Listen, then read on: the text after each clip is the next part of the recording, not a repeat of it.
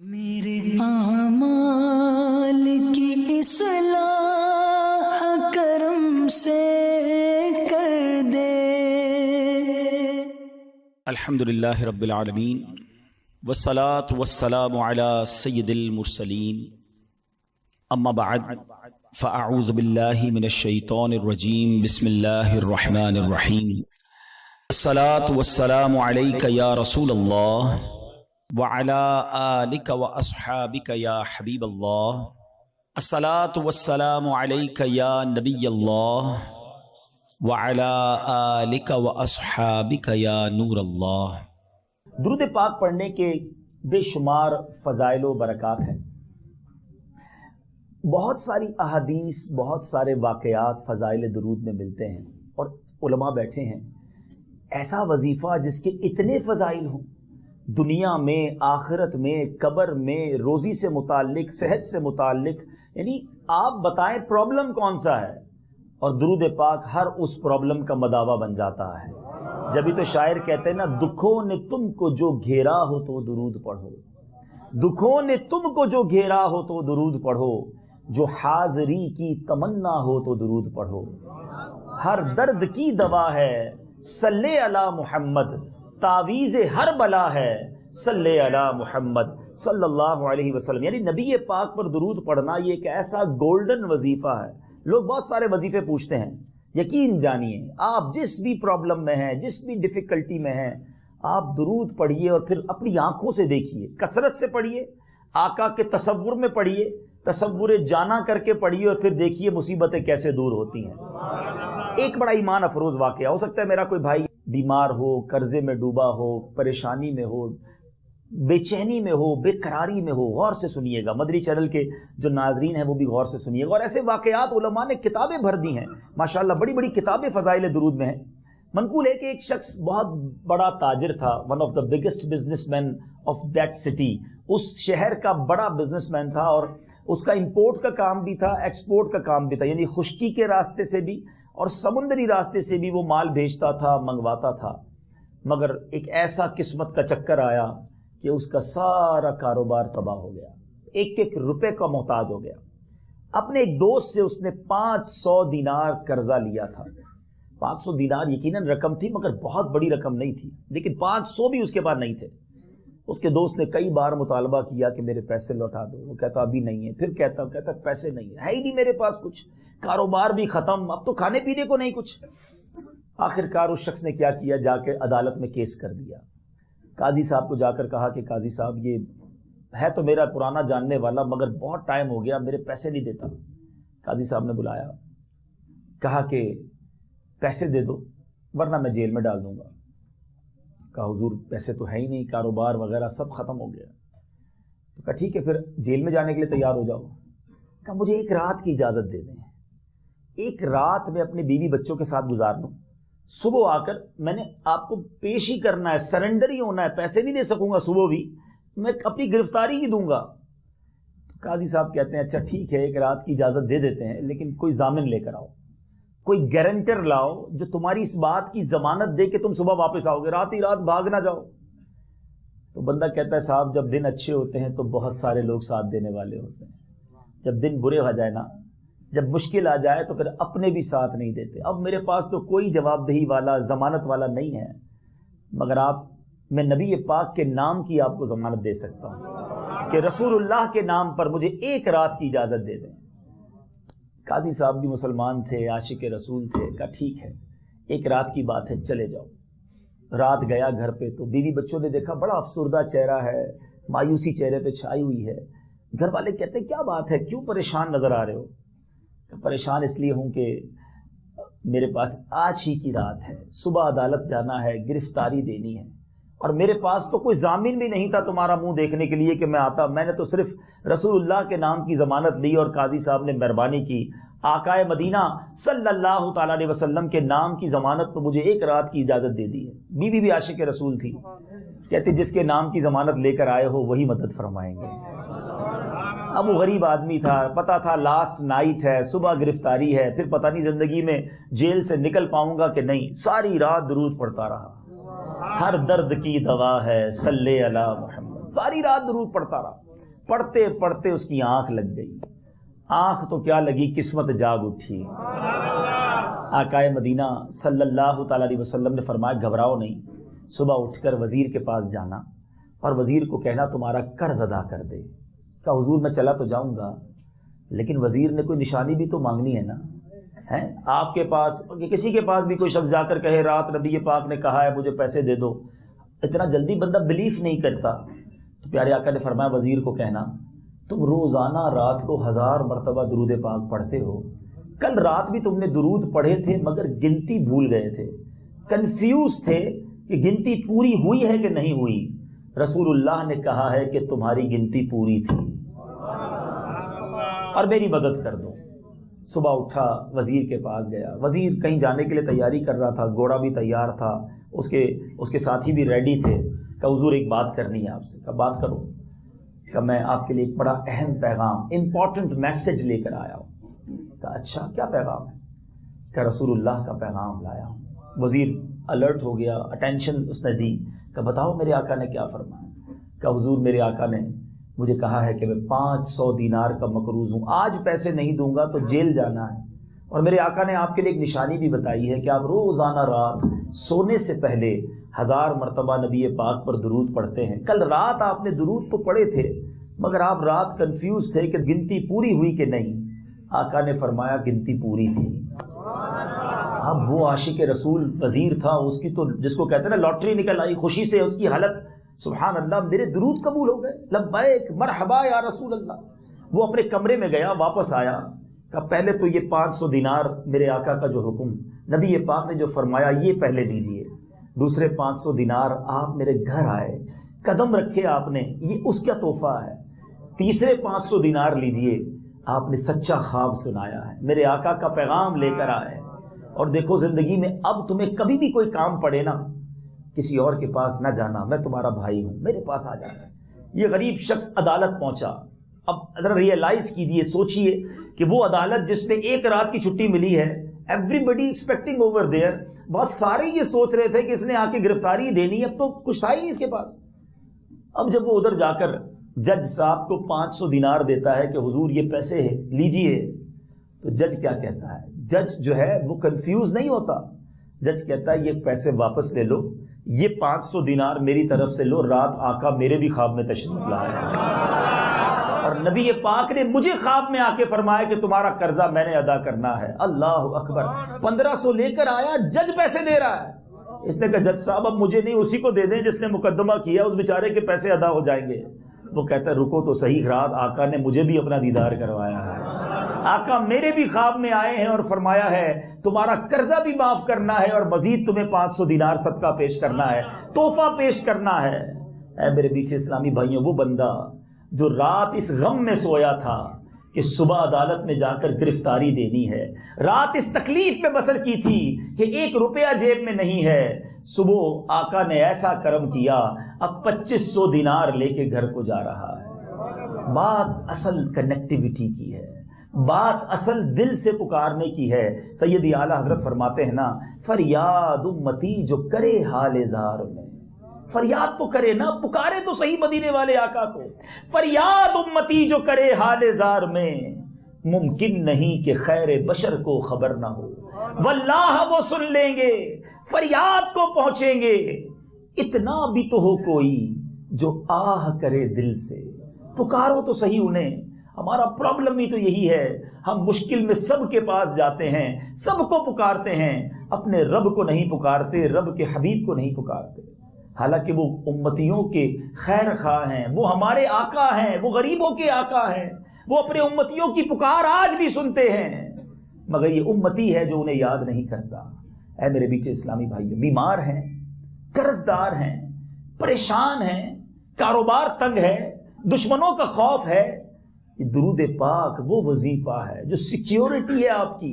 نبی پاک علیہ الصلوۃ والسلام کا ذکر اللہ کو اتنا پسند ہے. اب ذرا سوچئے نا، میں اگر آج یہی بیان کرتا جاؤں، میں صرف درود پاک پر حدیثیں ہی سناتا جاؤں تو رات ہو جانی ہے.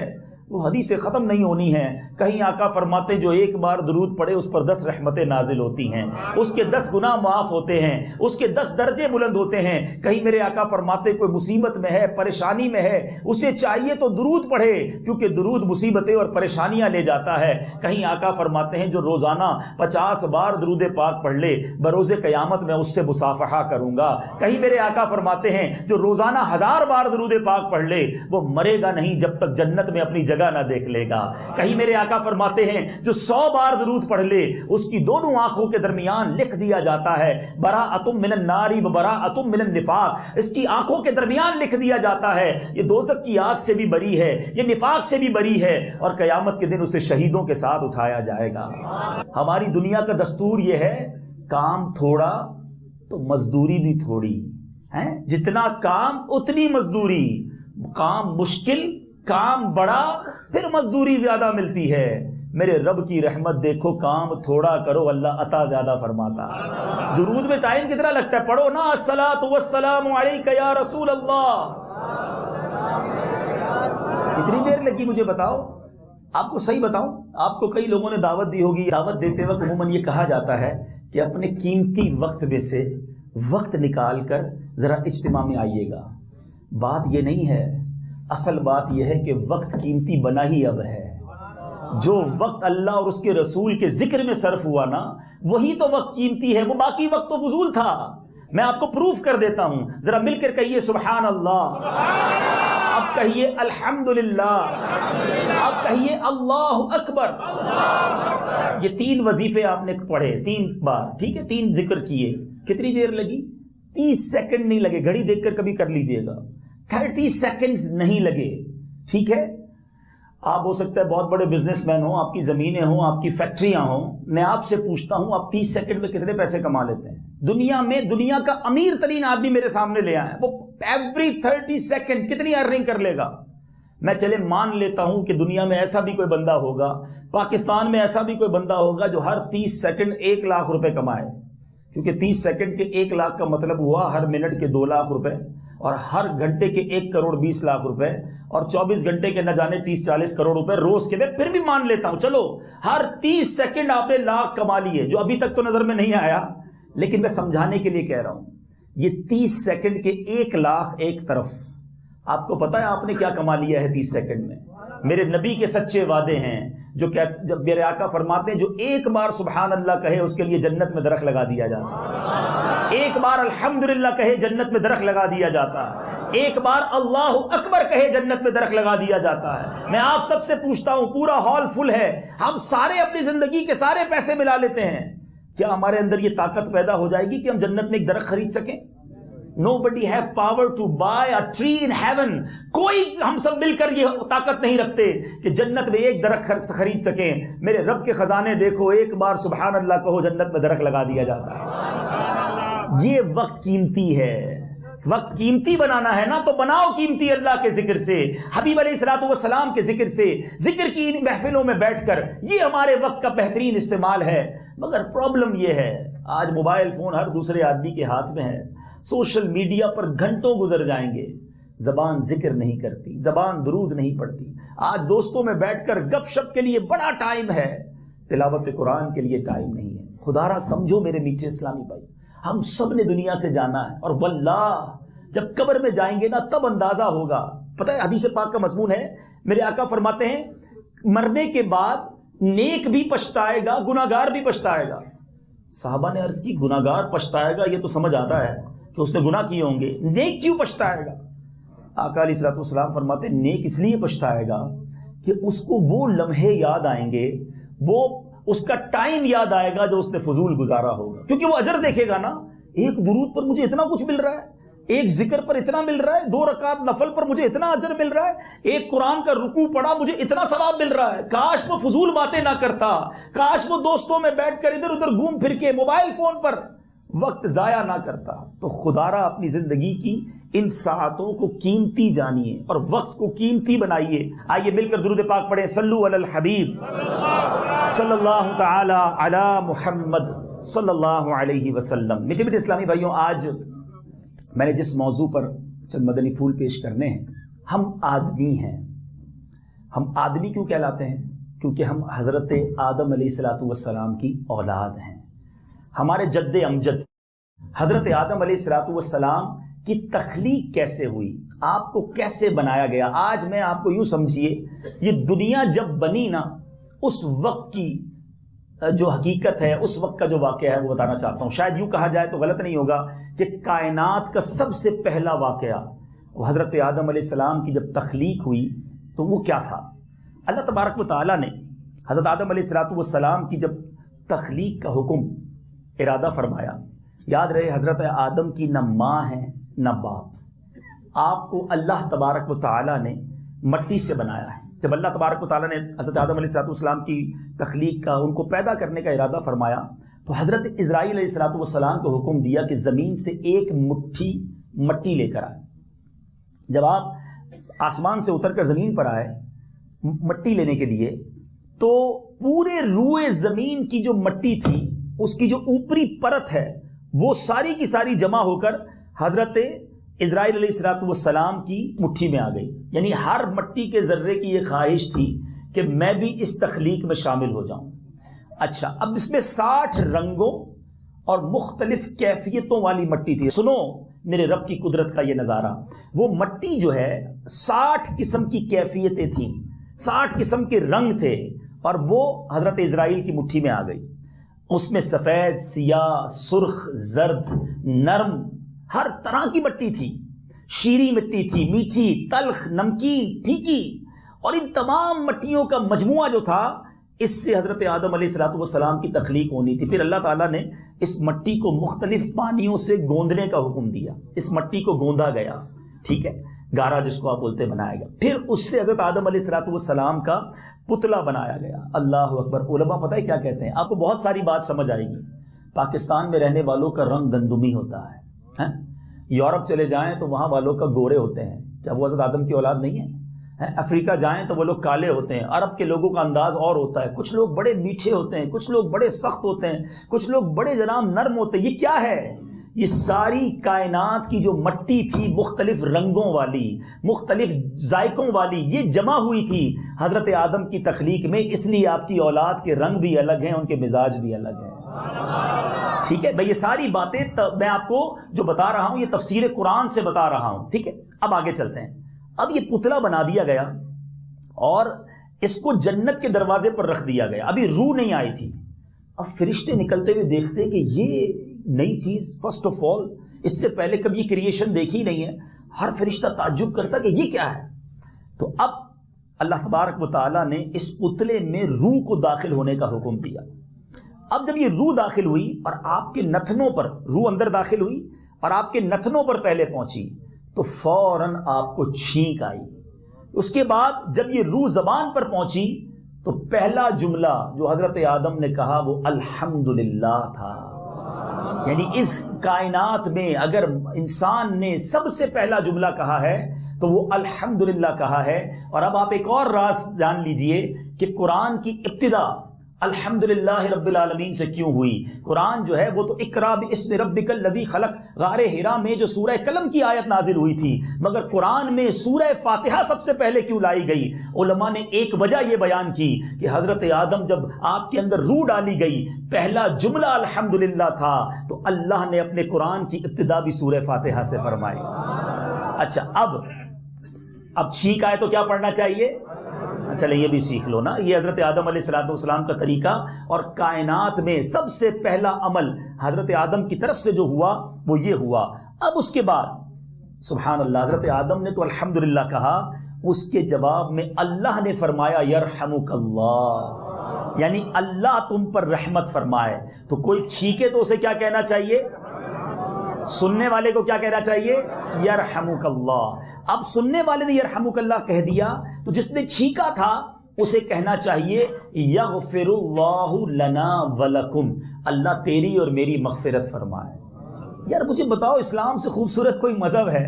दुआएं दे रहे हैं हम एक दूसरे को, मुलाकात कर रहे हैं, अस्सलाम वालेकुम व रहमतुल्लाहि व बरकातुहू, जवाब दे रहा है वालेकुम अस्सलाम व रहमतुल्लाहि व बरकातुहू, छींक रहे हैं, उसके बाद अल्लाह की हम्द बयान हो रही है। तो प्रॉब्लम यह है कि हम इस्लाम के तरीके पर अमल करें तो फिर मोहब्बतें ही मोहब्बतें हैं, फिर प्यार ही प्यार है। मैं आपको दुआ दे रहा हूं अल्लाह की सलामती तुझ पर नाजिल हो, फिर कैसे आपका बुरा चाह सकता हूं? लेकिन सलाम भी करते हैं और जेब भी काट लेते हैं, सलाम भी करते हैं और धोखा भी देते हैं। सलाम के अगर सही माना पर अमल करना शुरू हो जाएं तो फिर कोई मुसलमान किसी मुसलमान को तकलीफ नहीं पहुंचा सकता। बहरहाल अब आगे चलते हैं।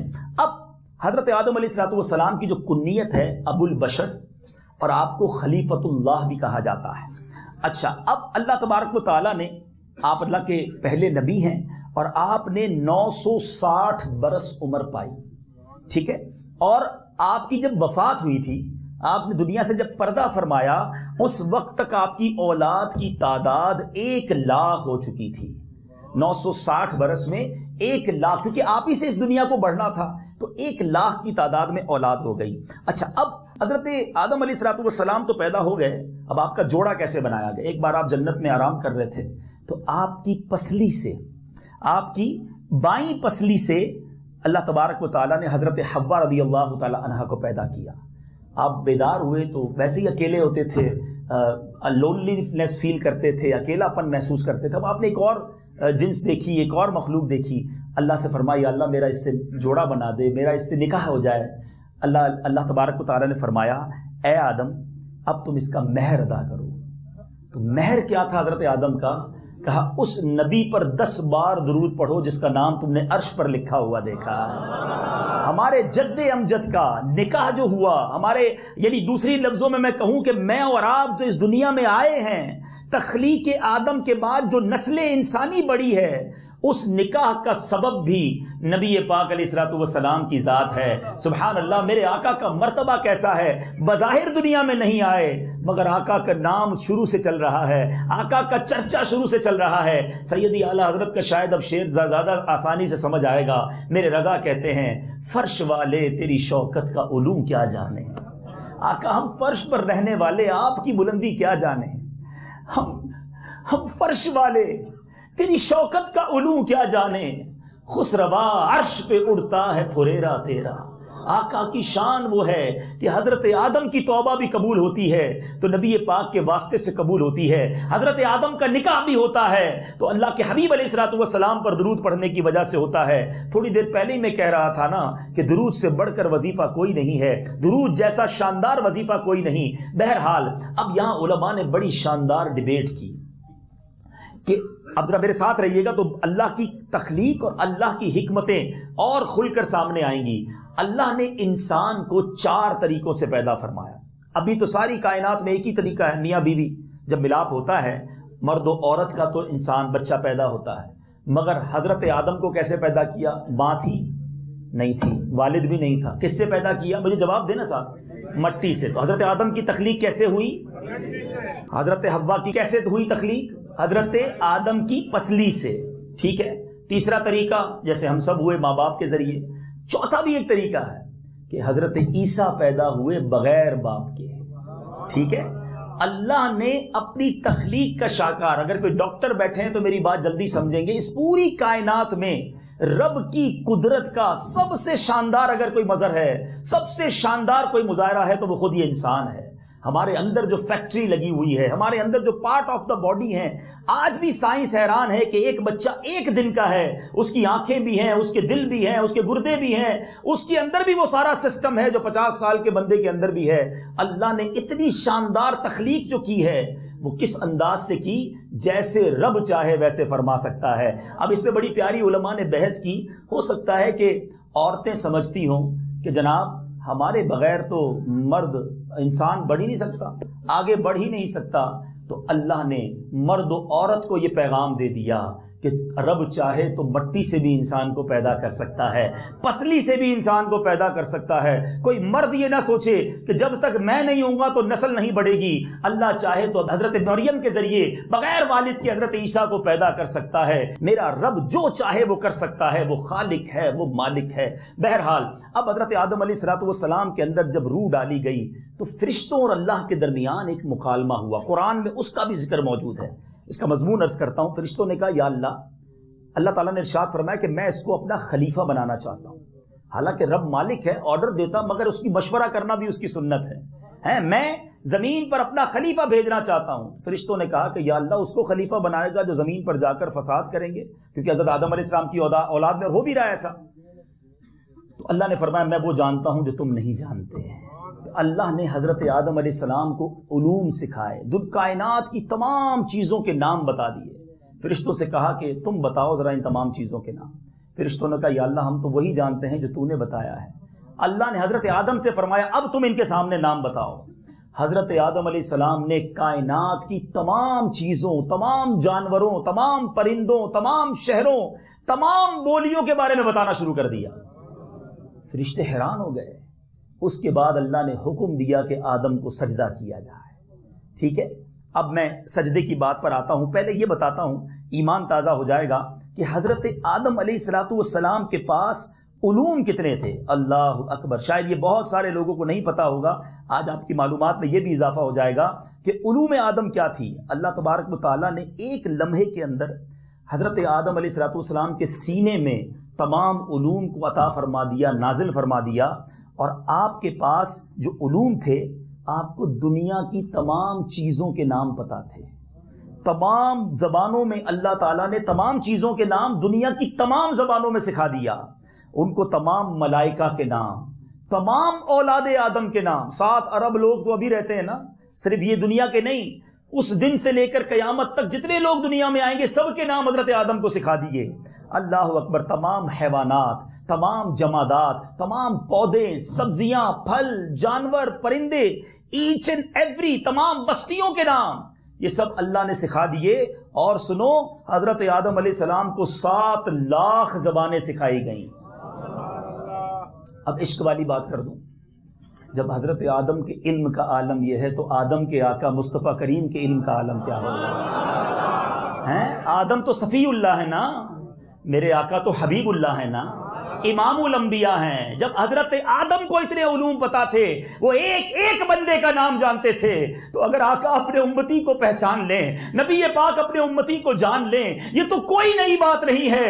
آدم تو ایک نبی ہیں، میرے آقا تو سارے نبیوں کے سردار ہیں. پوچھو میرے اعلیٰ حضرت سے. اعلیٰ حضرت فرماتے ہیں لوگ کنفیوز ہیں، علم کتنا تھا، غیب کا علم تھا کہ نہیں تھا. یہ بات مسلمہ ہے، ساری کائنات جانتی ہے کہ اللہ سب سے بڑا غیب ہے. دنیا میں کسی نے اللہ کو نہیں دیکھا، اللہ کو دیدار اور کسی نے نہیں کیا، صرف اللہ نے اپنے حبیب کو معراج کی رات اپنا دیدار کروایا. ارے جب رب نے اپنا آپ نہ چھپایا تو پھر اپنے حبیب کو کیا نہ بتایا.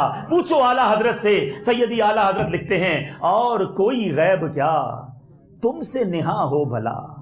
آقا اور کوئی غیب کیا تم سے نہا ہو بھلا، جب نہ خدا ہی چھپا تم پہ کروڑوں درود.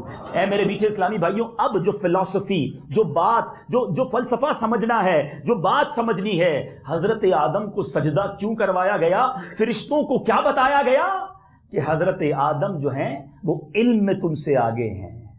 علم وہ وصف ہے، علم وہ طاقت ہے، علم وہ نورانیت ہے کہ جسے مل جائے وہ اس کا مقام بلند ہو جاتا ہے. یہاں ہم سب کے لیے ایک مدنی پھول ہے. ہم بھی تو آدم کی اولاد میں سے ہیں علیہ الصلوۃ والسلام. ہم کتنا علم رکھتے ہیں؟ ہم میں سے کس کس کو قرآن پڑھنا آتا ہے؟ ہم پر نماز فرض ہے. باقی علوم کو تو چھوڑ دو، اپنی نماز کس کس کو پڑھنے صحیح آتی ہے؟ کہلاتے آدمی ہیں اشرف المخلوقات. ہر انسان اشرف المخلوقات نہیں ہے، یاد رکھیے گا. یہ بھی بات آج کلیئر کر دوں. علماء کہتے ہیں انسان کو شہوت بھی دی گئی، عقل بھی دی گئی. جانوروں کو صرف شہوت دی گئی، فرشتوں کو صرف عقل دی. وہ صرف عبادت کرتے ہیں، ان کے اندر برے خیالات ہی نہیں آتے. ان کا مقام بہت اعلیٰ ہے. اور جانور اس کے اندر کوئی عقل نام کی چیز ہی نہیں، وہ اپنی خواہشیں ہی پوری کرتا ہے. جو انسان اپنی شہوت پر قابو پائے اور اپنی عقل کا صحیح استعمال کر کے عبادت کرے، گناہ نہ کرے، اللہ کی فرما برداری کرے، وہ فرشتوں سے بھی آگے نکل جاتا ہے. حضرت آدم فرشتوں سے بھی آگے نکلے نا. اشرف المخلوقات کب بنو گے؟ جب یہ دو چیزیں ہیں. اس لائن پہ جانا ہے یا اس لائن پہ؟ جو شہوت کی راہ پر چلا، جو اپنی نفس کی راہ پر چلا، اللہ کی نافرمانیاں کی، شراب پینی ہے، جوا کھیلنا ہے، نمازیں چھوڑنی ہیں، اپنے دوستوں کے ساتھ مل کر ہر برا کام کرنا ہے، وہ کدھر سے اشرف المخلوقات ہو گیا؟ علماء کہتے ہیں وہ جانور سے بھی بدتر ہے. جانور میں تو عقل تھی نہیں نا, اس نے تب شہوت پر عمل کیا. انسان کے پاس عقل تھی مگر اللہ کا فرمان چھوڑ کر وہ جانور سے بھی بدتر ہو گیا. تو حضرت آدم کو سجدہ کروایا گیا کیونکہ ان کے پاس علم تھا, علم کا نور تھا. ایک یہ بھی حکمت علماء نے بیان کی. اب کیا ہوا؟ اب اس کائنات میں ایک بہت زبردست واقعہ ہوا, یا یوں سمجھیے کہ ایک زبردست, جس کو آپ کہیں کہ ڈائیورژن ہو گئی, ایک زبردست تاریخ رقم ہو گئی. سارے فرشتوں نے سجدہ کیا سوائے ابلیس کے. اب یہ کیوں نہیں کیا؟ اب پہلے تو ابلیس کا ذرا تعارف سن لیتے ہیں. یہ شیطان جو تھا یہ, اچھا پہلے ایک اور اہم بات, فرشتوں میں سب سے پہلے سجدہ کس نے کیا؟ یہ بھی چلے آج آپ کو تاریخی ایک حقیقت جو ہے بتا دوں. سب سے پہلے حضرت جبرائیل نے سجدہ کیا, اس کے بعد حضرت میکائیل علیہ السلام نے سجدہ کیا, پھر حضرت اسرافیل نے سجدہ کیا, پھر حضرت عزرائیل جو روح قبض کرنے والے فرشتے ہیں پھر انہوں نے سجدہ کیا, پھر دیگر مقرب فرشتوں نے سجدہ کیا, اس کے بعد سارے فرشتوں نے سجدہ کیا. سجدہ کب ہوا تھا؟ دن کون سا تھا؟ پتہ ہونا چاہیے نا. یہ جمعہ کا دن تھا اور زوال سے لے کر عصر تک فرشتے سجدے میں رہے. یہ اتنا طویل سجدہ تھا مگر ابلیس نے انکار کر دیا. ابلیس کون تھا؟ شیطان کون تھا؟ یہ ذرا سمجھیے گا. یہ پہلے سے ہی اللہ کا نافرمان نہیں تھا, پہلے بڑا فرما بردار تھا, بڑا خوبصورت تھا, لیکن اس ظالم نے کیا کیا؟ اس نے تکبر کیا. یہ اس کی تھوڑی تعریف پہلے سن لیں کہ جنت کا یہ خزانچی رہا ہے. اس سے سیکھنے کو ملے گا. یہاں حاجی بھی بیٹھے ہوں گے, نمازی بھی بیٹھے ہوں گے, روزے رکھنے والے بھی بیٹھے ہوں گے, بڑی نیکیاں کرنے والے, مسجدیں بنانے والے بھی بیٹھے ہوں گے. سم ٹائم ہم سمجھتے ہیں کہ جناب میں تو بڑا نیک, اتنے حج کر لیے, اتنے عمرے کر لیے, میں روزے رکھتا ہوں. سیٹسفائی نہیں ہونا ہے. میری اور آپ کی عبادتیں شیطان سے بڑھ کر نہیں تھی. وہ اتنی عبادت کرتا تھا کہ فرمایا زمین پر کوئی ذرہ جگہ اس نے نہیں چھوڑی تھی جہاں اللہ کو سجدہ نہ کیا. جنت کا خزانچی, ٹھیک ہے, اور ہزاروں سال عبادت کی اللہ کی, یعنی اس نے عبادت کر کے اپنا مرتبہ ایسا اس کا بڑھ گیا کہ وہ فرشتوں کا استاد بن گیا. وہ جن تھا, فرشتہ نہیں تھا, معلم الملکوت بن گیا. مگر اس کے دل میں کیا آیا کہ میں آدم سے بہتر ہوں, یہ مٹی سے بنا ہے, مجھے آگ سے بنایا گیا. انا خیر من خلقتنی من نار وخلقتہ من طین. اے اللہ تو نے مجھے جو ہے آگ سے بنایا, اس کو مٹی سے بنایا, میں اس سے بہتر ہوں.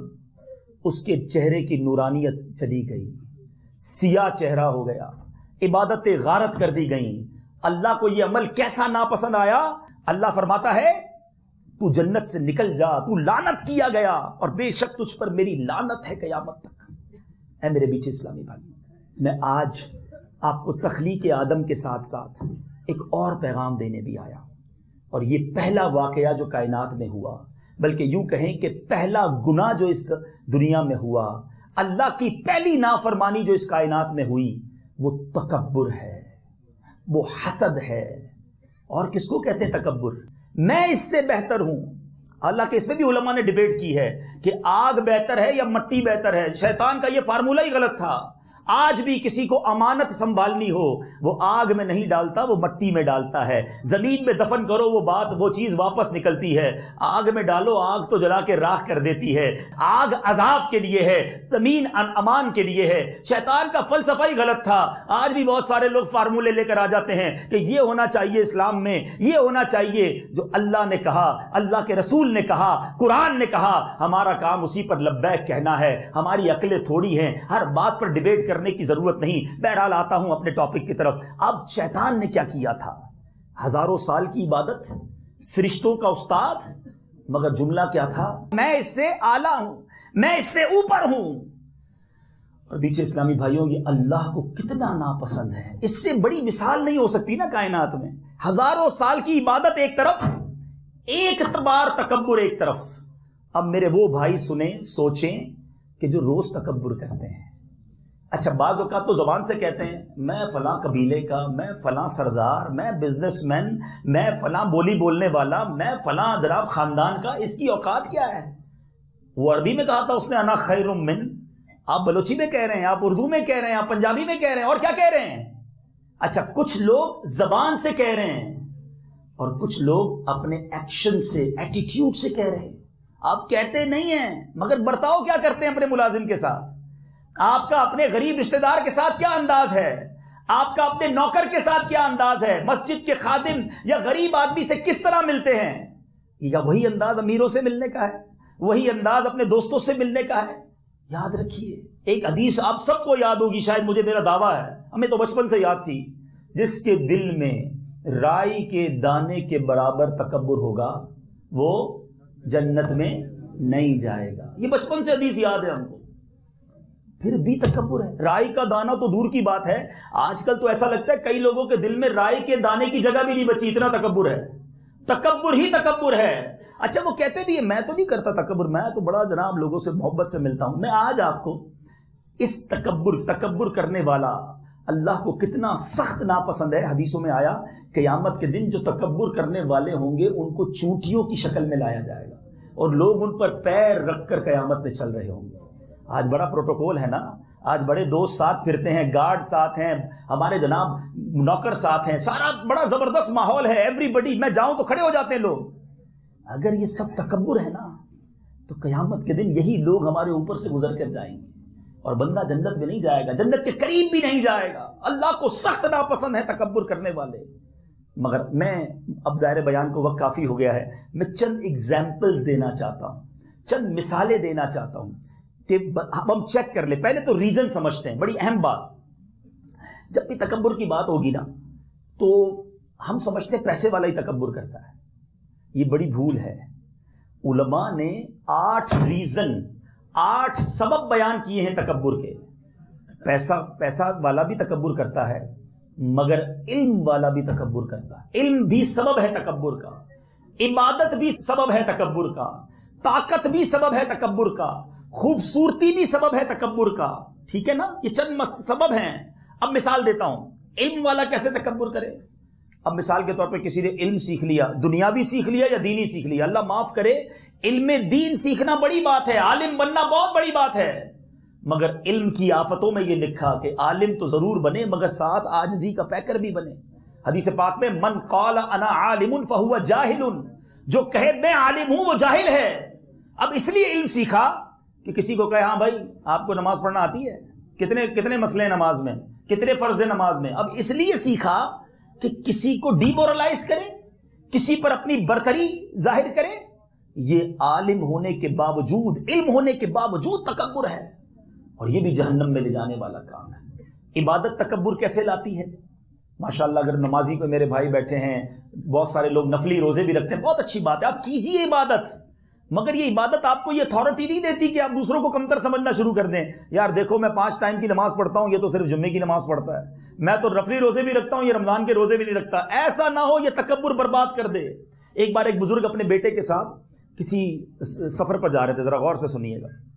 رات کا ٹائم تھا، کسی سرائے خانے میں کسی ہوٹل میں رکے، باپ بیٹے نیک تھے، تہجد کا وقت ہوا تو والد صاحب اٹھے، بیٹا بھی ساتھ اٹھا، تو بیٹا ابو کو کہتا ہے ابو جان یہ سارے کیسے لوگ ہیں، سارے سوئے ہوئے ہیں، کوئی بھی نہیں اٹھا تہجد کے لیے۔ اللہ اکبر، وہ والد بڑا کمال کا شخص، بڑے اللہ کے ولی تھے، کہتے بیٹا تو بھی سویا رہتا تو ٹھیک تھا، اٹھ کر تہجد پڑھ کے دوسروں کو حقیر سمجھنے لگ گیا کہ ہم اتنے نیک ہیں کہ ہم اٹھے اور یہ سوئے ہوئے ہیں۔ اللہ جانتا ہے کون اللہ کی بارگاہ میں کتنا مقبول ہے، عبادت ضرور کرو، مگر عبادت کا مقصد یہ نہیں کہ دوسروں کو حقیر سمجھنا شروع کر دو۔ ہمارے گناہ تھوڑے، اللہ نقطہ نواز ہے، وہ بے نیاز ہے، وہ کسی کے ایک عمل پر اس کی مغفرت فرما دے، اور ہمارے ایک عمل پر ہماری پکڑ فرما دے، ہمیں پتہ نہیں ہے۔ ساری نمازیں کہیں منہ پہ نہ مار دی جائیں، اور ایک شرابی، ایک جواری، ایک نافرمان، کیا پتہ اللہ کی بارگاہ میں ایک ایسا عمل کر دے کہ اللہ اس سے جنت میں ڈال دے۔ بھول گئے وہ حدیث پاک کہ ایک عورت گناہگار بدکار تھی، مگر ایک پیاسے کتے کو پانی پلایا، اللہ کو وہ ادا پسند آئی، اسے جنت میں داخل کر دیا۔ اور بلم بن باعورہ وہ شخص تھا کہ جو دعا کرتا وہ قبول ہوتی، اس کی نگاہ لوح محفوظ کو پڑھ لیتی تھی، مگر اس نے ایک گستاخی کی حضرت موسیٰ علیہ السلام کی۔ علماء لکھتے ہیں وہ جہنم میں کتے کی شکل میں جائے گا۔ اپنے خاتمے سے ڈرتے رہو، انما الاعمال بالخواتیم، اعمال کا دار و مدار خاتموں پر ہے۔ نمازیں پڑھ کے، روزے رکھ کے، حج کر کے، صدقے دے کر کبھی یہ نہ سمجھنا کہ میں بخشا گیا.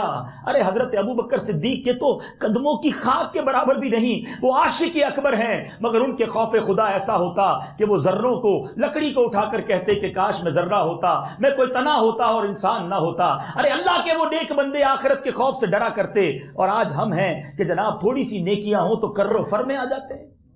تکبر عبادت بھی لاتی ہے. اب آتے ہیں مال و دولت پر. یہ تیسری باری ہے مال و دولت کی. صرف امیر تکبر نہیں کرتا, یاد رکھیے. اب آئیے جس کے پاس پیسہ ہے, جس کے پاس مال ہے, اور اب وہ اس پر اترا رہا ہے, وہ سمجھتا ہے میں بڑا مالدار, وہ غریب. اللہ تبارک و تعالیٰ جب چاہے, جس دن چاہے, اور یہ بزرگ بیٹھے جتنے یہ میرے سفید داڑھی والے بیٹھے, ان سے پوچھ لو, انہوں نے اپنی زندگی میں دیکھا ہوگا کہ کیسے مالدار کنگال ہوتا ہے اور کیسے کنگال مالدار ہو جاتا ہے. وَتُعِزُّ مَن تَشَاءُ وَتُذِلُّ مَن تَشَاءُ. اللہ جب چاہے یہ مال تم سے لے لے گا اگر تم نے تکبر کیا, اگر اللہ کی نافرمانی کی. یہ منٹوں کی بات ہے, کاروبار تباہ ہوتے دیکھا, فیکٹریوں میں آگ لگتے دیکھی, لوگوں کو زکوٰۃ دینے والوں کو ایک رات کے بعد زکوٰۃ لیتا ہوا دیکھا. اللہ سے توبہ کرتے رہنا, نرم رہنا, شفیق رہنا, دینے والا بننا, صدقہ و خیرات دینا, تکبر نہ کرنا.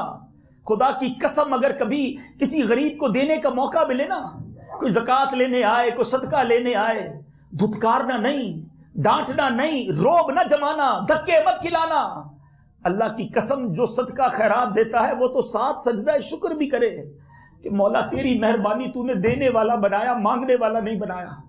آج یہ میرے دروازے پر آیا ہے, میں بھی کسی کے دروازے پر کھڑا ہوتا کہ دوپہر کا کھانا نہیں کھایا ہے, رات ہو گئی ہے, بچے گھر میں بھوکے ہیں. کبھی آ کر ہمارے آفس میں, ہمارے گھر پر آ کر کوئی کہتا ہے بچی کی شادی ہے, جناب تاریخ لے لی ہے, جہیز کے پیسے نہیں, تھوڑی مدد کر دو. یہ میں بھی تو ہو سکتا تھا, یہ آپ بھی تو ہو سکتے تھے کہ کسی کے دروازے پہ کھڑے ہوتے, ماں ہاسپٹل میں ہے, ڈاکٹر کہتے پہلے پیسے لے آؤ پھر علاج شروع ہوگا. یہ غریب جو آج آپ سے مدد مانگنے آئے, یہ میں اور آپ بھی ہو سکتے تھے. خدا کی قسم اس میں میرا آپ کا کوئی کمال نہیں, یہ اللہ کی مہربانی ہے جس نے ہمیں اچھا دنیا میں اچھا رکھا ہے, ہمیں دینے والا بنایا ہے. پھر دیتے وقت تکبر کیسا؟ یہ میرا نہیں, میرے مالک نے دیا ہے, میرے پاس جو ہے میرے رب کا ہے. میری اتنی خطائیں, اتنے گناہ, اتنی نافرمانیاں ہونے کے باوجود وہ مجھے دیے جا رہا ہے, پھر بھی میں تکبر کروں, پھر بھی میں لوگوں کو حقیر جانوں. خدا کی قسم دنیا میں میری کوئی ایک بات نہ مانے, 2 بار نہ مانے, میں منہ نہ لگاؤں اسے. یاد کرو ہم نے اب تک زندگی میں کتنی اللہ کی باتیں نہیں مانی, کتنے گناہ کیے ہیں. ہونا تو یہ چاہیے تھا میری نماز قضا ہوتی, اللہ رزق روک لیتا, میری آنکھ حرام دیکھتی, اللہ آنکھ لے لیتا, میں جھوٹ بولتا, اللہ زبان لے لیتا, میں ان پیروں سے شراب کھانے, فلم دیکھنے کے لیے بے حیائی کی طرف جاتا. ٹانگ رب نے دی تھی نا, رب لنگڑا کر دیتا. میں خطائیں کر رہا ہوں, وہ عطائیں کر رہا ہے, پھر بھی میں تکبر کروں, پھر بھی میں اللہ کے بندوں کو حقیر جانوں.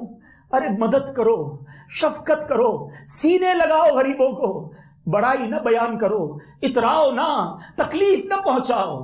پھر اس کے بعد بات آتی ہے خوبصورتی کی. کسی کو خوبصورت بنایا, وہ کہتا ہے یہ کالا میں گورا, میں لمبا یہ ٹھگنا, میں طاقتور اس یہ تو کمزور. یہ کس نے بنایا تمہیں؟ رب نے بنایا. وہ جب چاہے گا تمہارا چہرہ بگڑ جائے گا. بڑے بڑے پہلوان ہم نے بستروں پر ہاسپٹل میں پڑے دیکھے ہیں, ایسی بیماری ہو جاتی ہے کہ چہرہ دکھانے جیسا نہیں رہتا. اللہ نے چہرہ اچھا دیا. دیکھو میرے آقا کی تعلیم کیسی ہے, جب آئینہ دیکھو دعا کرو, اللہم حسن خلقی وحسن خلقی. اللہ چہرہ بھی تو نے اچھا بنایا, میرے اخلاق بھی تو اچھے کر دے. اللہ کا ہر حال میں شکر کرو, یہ نعمتیں رب نے تمہیں دی ہیں. اگر آج اقتدار مل گیا ہے, آج اگر افسر بن گئے ہو, اگر آج وزیر بن گئے ہو, اگر آج صدر بن گئے ہو, آج قبیلے کے سردار بن گئے ہو, یہ ساری عزتیں تمہیں رب نے دی ہیں. اس عزت کے ساتھ نرم رہنا, شفیق رہنا, مہربان رہنا. آؤ میں تمہیں اس کی بات بتاتا ہوں جس کا کلمہ آپ نے بھی پڑھا ہے, میں نے بھی پڑھا ہے. 2 عالم کے والی ہیں, مدینے والے آقا ہیں, عرش کے مہمان ہیں, اللہ کے حبیب ہیں. مگر عاجزی کیسی تھی. آقا کی بارگاہ میں غلام آتے تھے, کہتے حضور آج ہمارے گھر کھانے کو آ جائیں, ہمارے گھر کچھ جناب دعوت کھا لیجئے, ہمارے گھر میں کچھ پرانی چربی ہے, تھوڑی سی کھجوریں ہیں. میرے آقا ان کے گھر بھی چلے جاتے تھے. آج غریب ملازم ہمیں کہے صاحب میرے گھر پہ بچے کی شادی ہے, ہم کہتے ہیں میرے پاس ٹائم نہیں ہے, میں بڑا مصروف ہوں. امیر نہ بھی بلائے تو پہنچ جاتے ہیں. خود بتاؤ یہ تکبر نہیں تو کیا ہے. اب میں آخر میں 3-4 ایگزامپل एग्जाम्पल्स दे देता हूँ, 3-4 आपको मिसालें देता हूँ कि आप अगर अभी भी ये सोच रहे हैं कि नहीं जनाब मैं तो तकब्बुर नहीं करता, चले आज 2-3 मिसालों के जरिए समझ ले। अल्लाह करे आप ना करते हो, अल्लाह करे हमारा दिल तकब्बुर से साफ है, और अगर हो गया है, अगर ये आदतें हैं तो आज निकालनी है, आज इसको साफ करना है। पहली मिसाल, वो शख्स कि जब वो कहीं जाए और उसको इज्जत की जगह पे ना बिठाया जाए, नुमाया जगह पर सीट ना मिले, लोग ताजीम के लिए खड़े ना हो, और अगर उसको बुरा लगे तो इसका मतलब क्या है? खुद सोचे ना कि मैं इनसे बेहतर हूं, इनको खड़ा होना चाहिए था, इनको मुझे इज्जत वाली जगह पर बिठाना चाहिए था। नाराज हो जाते हैं भाई, वापस चले जाते हैं, प्रोटोकॉल ना मिले तो वापस चले जाते हैं। ये तकब्बुर नहीं है। नबी पाक की सुन्नत यह है, महफिल में जिधर आते, जिधर जगह मिलती मेरे आका वहीं तशरीफ फरमा हो जाते हैं। आका का ये अमल, और गुलाम जिस हम कहते हैं गुलाम हैं नबी के, ऐसा गुलाम होता है अल्लाह के हबीब फर्श पर बैठ जाएं, हमें अच्छी कुर्सी ना मिले तो बुरा लग जाए, अपने दिल से पूछो ये तकब्बुर नहीं तो क्या है, कहीं मारे ना जाएं। मेरे आका वो हैं, कभी जौ की मोटी रोटी तो कभी खजूर पानी, तेरा ऐसा सादा खाना मदनी मदीने वाले, है चटाई का बिछौना कभी खाक ही पे सोना, कभी हाथ का सिरहाना मदनी मदीने वाले, तेरी सादगी पे लाखों, तेरी आजजी पे लाखों, हो सलाम आजजाना मदनी मदीने वाले। उस नबी के गुलाम हैं हम, मगर हमारे अंदर ये तकब्बुर किधर से आ गया? एक और एग्जाम्पल है, बंदा कहता है मैं सलाम न करूं पहले वो सलाम करे। है, मुलाजिम के पास जाएं, किसी गरीब के पास जाएं, मैं क्यों सलाम करूं? पहले वो सलाम करे जिसकी ये आदत है, वो अपने दिल से पूछे क्या कहना चाह रहे हो। शैतान ने ज़बान से कह दिया था अना खैरुम मिन, मैं इससे बेहतर हूं, आप भी तो यही कह रहे हैं, मैं क्यों सलाम करूं, उसको पहले सलाम लेना चाहिए। अब आओ मैं आपको आपके नबी की आदत करीमा बताता हूं। प्यारे आका का अंदाज क्या था। साहबा जब भी नबी पाक के पास जाते ना, प्यारे आका सलाम में पहल फरमा देते। साहबा ने कुछ बार प्लान किया कि यार जब जाते हैं सब प्यारे आका ही सलाम में पहल करते हैं, इस बार हम जाएंगे और नबी पाक के सलाम में पहल से पहले हम सलाम कर देंगे। मगर साहबा जब भी गए आका ही ने पहले सलाम इरशाद फरमाया। और एक और ईमान वाली बात बता दूं, ईमान ताज़ा हो जाएगा। इस बात पर तो वाकई हम सबको खुशी में मदनी काफिले में सफ़र कर लेना चाहिए। उलमा कहते हैं आज भी, सुनो दिल थाम कर, आज भी अगर कोई उम्मती आका के मदीने जाता है, रोज़ा रसूल पर जाता है, उससे पहले कि वो सलाम अर्ज करे, आका अपनी आदत के मुताबिक उस गुलाम को पहले सलाम इरशाद फरमाते हैं। ऐसे आका का उम्मती, और मैं कहूं मुझे लोग सलाम पहले करें, खुद पूछो अपने दिल से किधर जा रहे हो, ये शैतान किधर लेके जा रहा है हमें, ये तकब्बुर किधर से आ गया। और एक मिसाल ले लो, गरीब बुलाए टाइम नहीं है, मसरूफ हूं, अमीर ना बुलाए तो अफसोस होता है, यार साहब ने सबको बुलाया मुझे नहीं बुलाया। खुद पूछिए। मैं आपको एक मशवरा देता हूं, वो लोग जिनके मुलाजमीन हैं ना, आपके घर में, आपके ऑफिस में, आपकी फैक्ट्री में, आपकी ज़मीन पर, खुदारा मेरी बात समझो, जब कभी मुलाजिम बुलाए ना उसके घर ज़रूर जाना, वो दाल रोटी खिलाए उसके साथ बैठकर खाना। अमीर के घर पे 1000 आदमी गए थे, आप नहीं जाओगे, याद भी नहीं रहेगा कि आप क्यों नहीं आए थे। वो गरीब सारी जिंदगी याद रखेगा, सारी जिंदगी आपको दुआ देगा कि साहब मेरे घर चल के आए हैं, आप उसके दिल में उतर जाएंगे। मैं आपको एक और मशवरा देता हूं, जो ये मस्जिदों में खादिम होते हैं ना, सफाई करने वाले, मस्जिद में सफाई करने वाले होते हैं खादिम, ये वो लोग होते हैं जिनको कोई नहीं पूछता। आप कभी इनको सीने लगा के देखो। मैं आपको मशवरा देता हूं, कभी मस्जिद जाए ना, आप देखिए कोई बंदा सफाई कर रहा है, रुके उससे हाथ मिलाएं और उसको सीने लगा लें, कैसे हैं आप, ठीक हैं, तबीयत कैसी है। आपने पैसे नहीं दिए, मगर उसकी आंखों में देखना थोड़े से आंसू आ गए होंगे, बहुत टाइम हो गया उसको किसी ने सीने नहीं लगाया होगा, उसकी तबीयत नहीं पहुंची होगी। जो आपके ऑफिस का दरवाजा खोलता है ना, कभी रुक कर उसे भी सलाम कर लो, और तबीयत, नाम शायद नाम भी नहीं पता होगा कि मेरा जो बाहर दरवाजा खोलने वाला है उसका नाम क्या है, वो इंसान भी है कि नहीं, बीमार भी होता है कि नहीं, उसके बच्चे भी हैं कि नहीं, ये भी नहीं पता। सारी बातें बड़े पैसे वालों से करनी है, सारी रिश्तेदारों से करनी है, बाकी गरीब को पूछता कौन है। एक वाकया मैंने कई बयानात में बयान किया। एक पुलिस वाला था और ईद का दिन था, पाकिस्तान में जब सिक्योरिटी के बड़े मसाइल थे, तो ईद के दिनों में उस पुलिस वाले की ड्यूटी लगाई गई ईद की नमाज पर, कि भाई तुमने ईद की नमाज पे लोगों की सिक्योरिटी करनी है। नमाज ईद खत्म हुई, सारे लोगों ने ईद मुबारक की। पुलिस वाले ने कहा کہ یہ سب لوگ ایک دوسرے سے ملے, مجھ سے کسی نے عید نہیں کہی. میری بچی گھر پہ بیمار تھی, میں ان کی حفاظت کے لیے آیا. کیا میں مسلمان نہیں؟ کیا میں ان کا بھائی نہیں؟ سوچو میرے میٹھے اسلامی بھائی, ہر چیز پیسوں سے نہیں ہوتی. چند مسکراہٹیں, تھوڑا سا پیار, تھوڑی سی عزت غریب کو دینا, یہ اللہ کی بارگاہ میں تمہارے درجے بلند کر دے گی. کبھی کسی غریب کی دل جوئی کر لینا. حضرت امام حسن جو نواسہ رسول ہیں, ایک بار مدینے میں جا رہے تھے, فقیر بیٹھے کھانا کھا رہے تھے, کہا اے حسن ہمارے ساتھ کھا لو. امام حسن ان کے ساتھ فٹ پاتھ پر بیٹھ گئے. کہا میں نواسہ رسول ہوں, میں صدقہ کھا نہیں سکتا, لیکن ایسا کرو تم آج کھانا کھا لو, کل میرے گھر آنا, میں تمہاری دعوت کروں گا. یہ غریبوں کو نبھانے والے تھے, اور ہم آج غریبوں کو دھتکارنے والے. آج غریب رشتہ دار کا تعارف کرانے میں ڈر لگتا ہے. یہ میرا چچا ہے, کیسے بتاؤں اپنے دوستوں کو, چچا تو بڑا غریب سے کپڑے پہنا ہوا, یہ چچا کا بیٹا, کیسے بتاؤں. رشتہ داروں کو بھول گئے. جب آپ کو اللہ نے مال دے دیا, آپ کسی مرتبے پر پہنچے, مشہور ہو گئے, تو اب اپنے غریب رشتہ داروں سے تعارف نہیں کریں گے. یہ کیا ہے؟ تکبر نہیں تو کیا ہے؟ اپنے دل سے پوچھئے. میرے پاس ایسی بہت ساری مثالیں ہیں.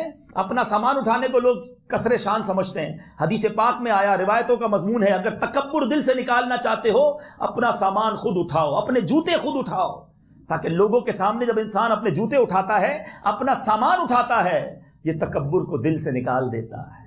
مگر بندہ کہتا ہے ملازم اٹھائے گا, میں کیوں اٹھاؤں؟ ملازم رکھنا گناہ نہیں ہے, مگر نیت کیا ہے؟ کبھی کبھی تو ایسا کر لو کہ ملازم سے سامان لے لو کہ اب میں اٹھاؤں گا, میں اپنے چپل اٹھاؤں گا. مجھے تکبر نہیں چاہیے, میں جہنم میں نہیں جانا چاہتا, میں اللہ کا عاجز بندہ رہنا چاہتا ہوں. اے میرے میٹھے اسلامی بھائیوں, میں بیان میں وقت تھوڑا ہے, ورنہ میں آپ کو بہت ساری مثالیں دیتا کہ کدھر کدھر کیسے کیسے گفتگو کے ذریعے, اشاروں کے ذریعے, ہمارے ایٹیٹیوڈ کے ذریعے ہم تکبر کر رہے ہوتے ہیں اور ہمیں پتہ بھی نہیں ہوتا. یہ جو بعض اوقات کھانا کھائیں دعوت وغیرہ میں, کوئی بیچارہ غریب آدمی آ کے بیٹھ جائے ساتھ, بندہ کہتا ہے آپ اٹھو, آپ ادھر کدھر بیٹھ گئے, آپ کی دعوت, آپ کا کھانا ادھر ہے. کھانا کیوں ادھر ہے؟ وہ غریب ہے اس لیے, اس کے کپڑے پرانے اس لیے. میرے آقا مدینے والے مصطفیٰ اپنے غلاموں کو اپنے ساتھ بٹھا کر کھلائیں, اور میں غلام رسول کہلانے والا غریبوں کو اٹھو یہاں سے. یاد رکھنا یہ ایک عمل کہیں برباد نہ کر دے. بنی اسرائیل کا ایک آخری واقعہ سنا دیتا ہوں آپ کو. شخص بنی اسرائیل میں اتنا عبادت گزار تھا, اللہ کو اتنا پسند تھا, وہ جدھر جاتا اس کے ساتھ ایک بادل بھی جاتا, بادل اس پر سایہ کرتا تھا. اللہ کی رحمت ایسی اس کے ساتھ تھی. ایک بڑا گناہگار بندہ, بڑے گناہ اس کے. اس نے سوچا یار میں اتنا گناہگار, میری تو بخشش پتہ نہیں ہوگی کہ نہیں, یہ اتنا نیک ہے, اس کے ساتھ بادل چلتا ہے, میں اس کے پاس جا کے بیٹھ جاتا ہوں, کیا پتہ اس پر کچھ چھینٹے برسیں گے رحمت کے, مجھ پر بھی برس جائیں گے. اس کی نیت کیا تھی؟ عاجزی کی. اس کی نیت کیا تھی؟ شرمندگی کی. اس کی نیت کیا تھی؟ توبہ کی. اچھی نیت سے گیا نا, ابھی نیکیاں کی نہیں ہیں, گناہ باقی ہیں, گناہ موجود تھے, بس ندامت تھی, شرمندگی تھی, توبہ کے ارادہ تھا. اس نیک بندے کے برابر میں جا کر بیٹھ گیا. نیک بندے کے دل میں خیال آیا یہ زمانے کا گناہگار میرے برابر میں, کہتا اٹھ ادھر سے, تم ادھر کدھر, چلو ادھر سے. اس کو کھڑا کر دیا. ایسا ہم میں سے بہت سو نے کیا ہوگا. سنو کیا ہوا, جب یہ بندہ کھڑا ہوا نا, تو وہ بادل جو ہے وہ اس گناہگار کے ساتھ چلنا شروع ہو گیا. اس زمانے کے نبی پر وحی نازل کی گئی کہ جاؤ اسے بتا دو, ان دونوں کو بتا دو کہ جو گناہگار تھا اس نے شرم لائی اپنے دل میں, ندامت لا کر آیا, اچھی نیت سے آیا, اللہ نے اس کے سارے گناہ معاف کر دیے, اور یہ نیکوکار بننے والا دل میں تکبر لایا, رب نے اس کی ساری نیکیاں ضائع کر دی. دونوں سے کہو اپنی زندگی دوبارہ سے شروع کرے. یہ ہے تکبر کا وبال, اور یہ ہے عاجزی, انکساری, جھکنے کا, نرمی کا فائدہ ہے. الندم التوبہ, توبہ بڑا اہتمام کرنے کی ضرورت نہیں ہے. شرم آنی جائے, شرم آ جائے, اللہ سے دل سے توبہ کر لو. میرا رب بہت کریم ہے, وہ ایک بار سچی توبہ کو دیکھ کر معاف کر دیتا ہے, سارے گناہ معاف کر دیتا ہے. بس بندہ ایسی توبہ بھی تو کرے نا. تو اے میرے میٹھے اسلامی بھائیوں, آج کا یہ بیان ایک ایسا میسج لے کر آیا ہوں.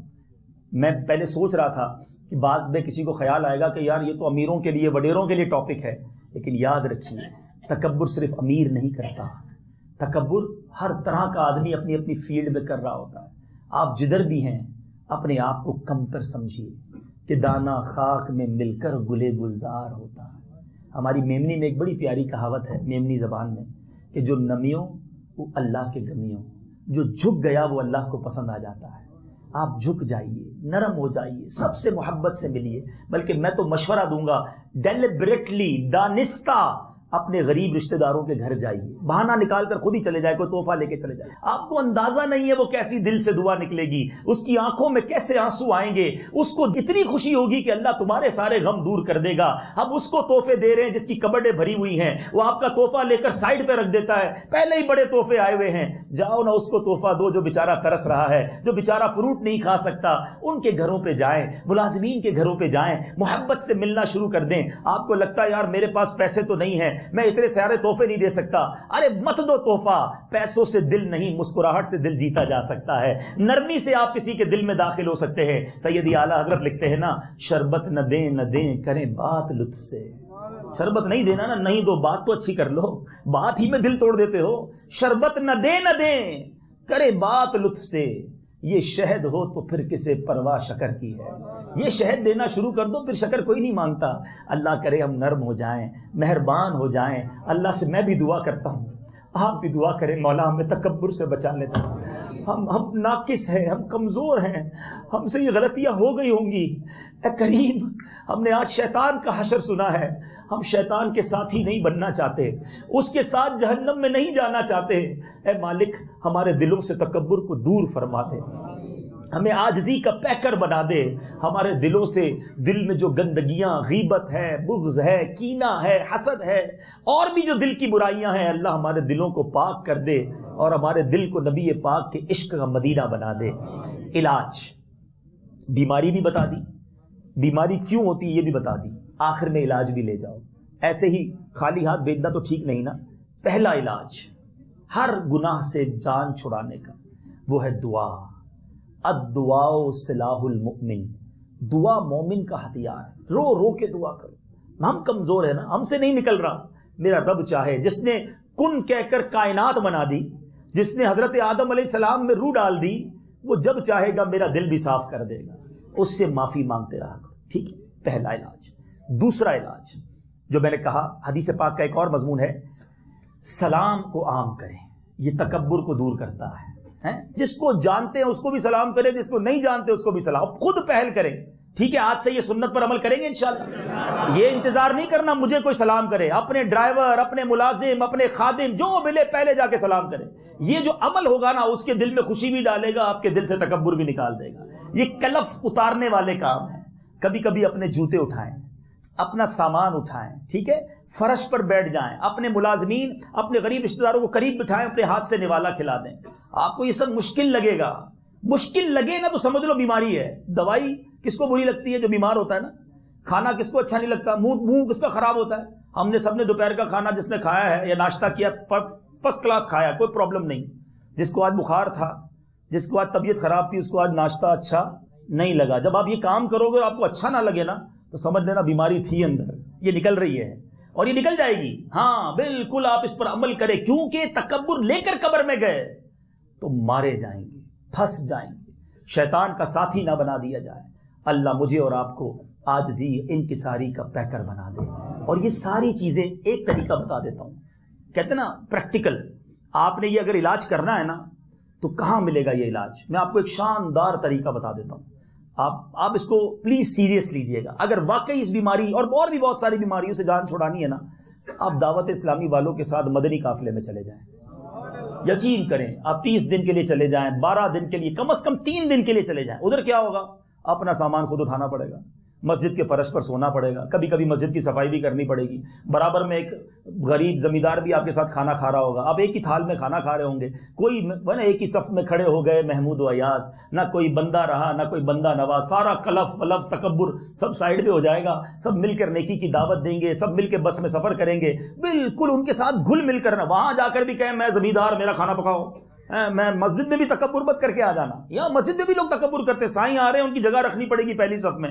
اللہ کے بندوں، یہ مسجد ہے، اللہ کا گھر ہے، یہ تو سب کے لیے ایک صف کی جگہ تھی. وہاں تمہارا مسجد میں بھی پروٹوکول چلے گا؟ تو یہ تو بہت زیادہ غضب کی بات ہے نا. اللہ کے گھر میں جا کر کچھ لوگ کر رہے ہوتے تکبر. نہیں جناب، اللہ کی بارگاہ میں سب ایک ہیں. اللہ کی بارگاہ میں کون معزز ہے؟ جو زیادہ تقوی والا ہے. اللہ ہمیں اللہ کی بارگاہ میں مقبول بنا دے، اپنی بارگاہ میں ہمیں عزت دے دے. خدا کی قسم، آخری بات سن لو اور دل میں بٹھا لو اس بات کو. خدا کی قسم ساری دنیا اس کسی کی عزت کرے نا اور اللہ کی بارگاہ میں وہ مقبول نہیں ہے، اس عزت کا کوئی فائدہ نہیں ہے۔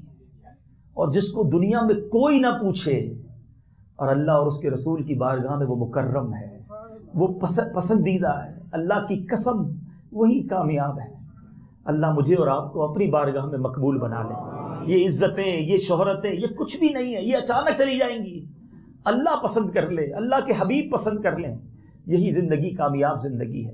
اللہ ایسی زندگی مجھے اور آپ کو گزارنے کی توفیق۔ تو اب نیت کرتے ہیں مدنی قافلے میں سفر کریں گے انشاءاللہ۔ اللہ تعالیٰ آپ سب کو دنیا اور آخرت کی برکتیں عطا فرمائے۔ میرے اعمال کی اصلاح کرم سے